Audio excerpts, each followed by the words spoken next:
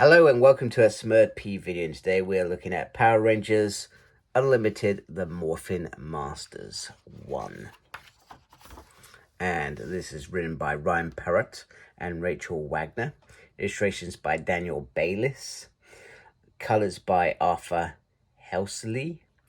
And letters by Ed Dukeshire, and I apologize if I got any names wrong. So, our story finishes how the last one says, with the Ranger Slayer defeating Draken and him passing on the coin for her to go on the journey to find the Morphin Masters, etc. She finds herself on the planet trying to find any signs of life, where she finds a 11 unit stuck in a tree. However, it soon becomes apparent that the creatures here have been all but corrupted, and they are, well, they're after her. So she starts, I jumped ahead then, I do apologize.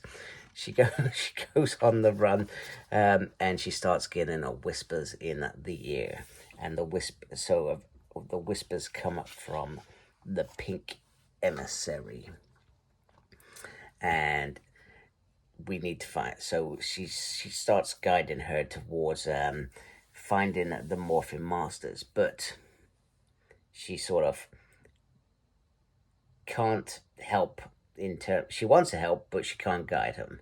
And if the Ranger Slayers, it's the end of the universe.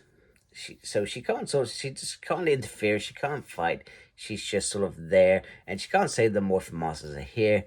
It's sort of like the Ranger Slayer has to go on her own journey to find the Morphin Masters, and we see this beautiful, beautiful piece, etc. And then once again, information is shared about the original Morphin Masters, that they were explorers, and they were originally normal sentient beings, and they stumbled on this and unlocked the secrets of the universe and the morphing grid. So,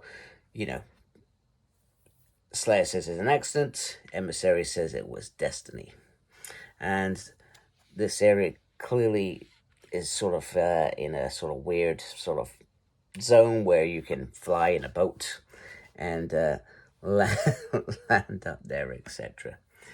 So Emissary is obviously there to help her, and in this area it's sort of deemed sort of like a church, etc., because it can key into the morphing grid and those that have had access to the morphing grid. So in this case, the Billy who died in the coinless universe, etc. And they obviously start talking, and and he says that he was sorry when he wasn't there when that she needed him most, but she says that was supposed to be my line, because in her mind she felt her. So we soon find out the elders, the wisest of the Morphin Masters, are safe. They've not been overwhelmed, etc. And there is another word for illumination.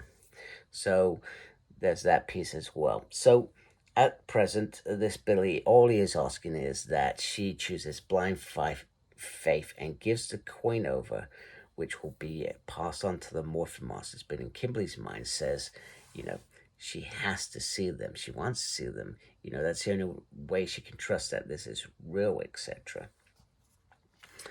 And it soon becomes apparent that Kimberly's assessment, even though the pink emissary says, trust it, let's do this, even in her mind, this Billy would go with the logic version. If you can't see it, blind faith isn't gonna, resolve, etc. So this blue emissary comes out fighting, etc.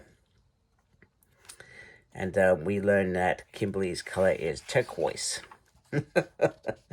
So, the fight doesn't last long, and she kills the blue emissary.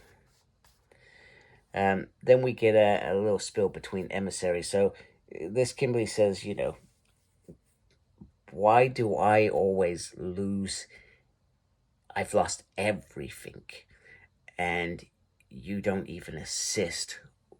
And there are other Kimberlys that have everything, so to speak. You know, you don't care that I wanted to be a designer when I grew up, you know, or the fact that I didn't have a prom and the hat that I made for that prom was awesome, etc. You know, she's saying that the emissary, this guardian angel that is there, that does not interfere, sometimes it's not the right thing to do. Sometimes it's not the right thing to do. And the Morphin Master tries to say you have to go through these things to become who you become. And that's why, even at this point, the Ranger Slayer was not willing to hand over that coin because of all the hardships she's gone through. Why would she just trust something like that without the proof that it's going to the Morphin Masters? So they arrive at the entrance of the Heart of the Grid, and two new emissaries come flying up.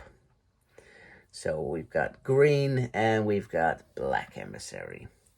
So zombified puppets, and they talk about being free and how the Morphin Masters have caged them because all they could do was watch and they couldn't help why everything was going wrong in the world. However, Ranger Slayer reminds them that, well, you may be free of the Morphin Masters, but now you've got your slaves to Dark Specter now, which is completely different. If you don't agree with what Dark Specter wants to achieve, you will be destroyed, basically, in a nutshell.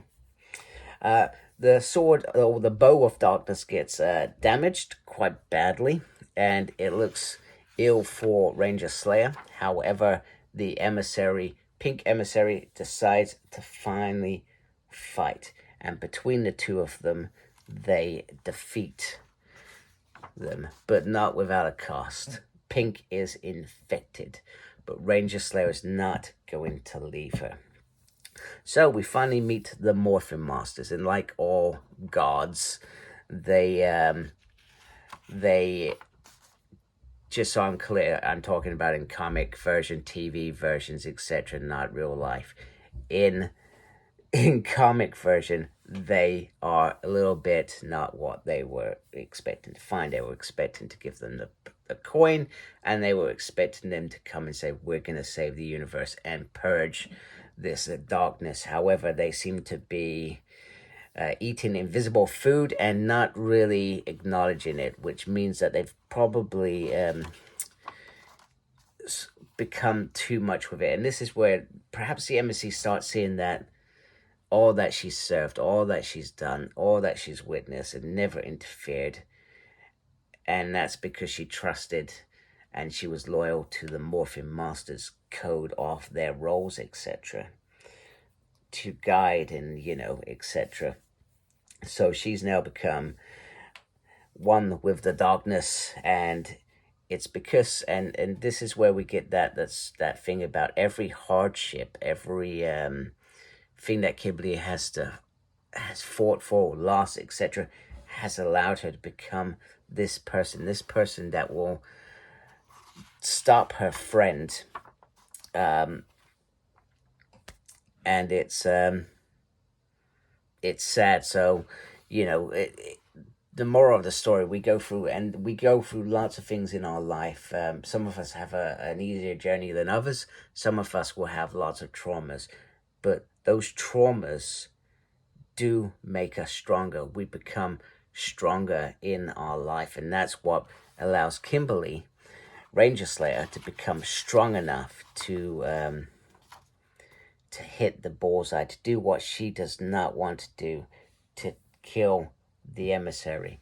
And ultimately, she is offered a place to stay with the Morphin Masters, but she realizes that the Morphin Masters were not here to save the universe. It's too easy.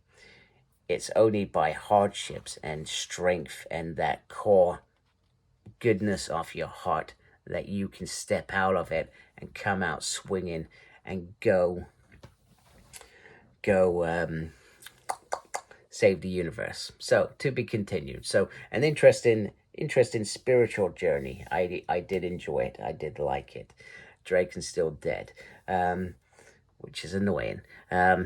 I'm sure I'll get over that at some point, because I just felt like there was still a little bit more that could have been done with him. But hey ho. And there is a lovely tribute to the Keith Green at the end. So there we go. There we have it. The Morphin Masters. I really enjoyed it. I enjoyed that a lot. I didn't actually realize, and maybe a bit of naivety, that it was actually connected to the Darkest Hour. I didn't realize. I didn't acknowledge.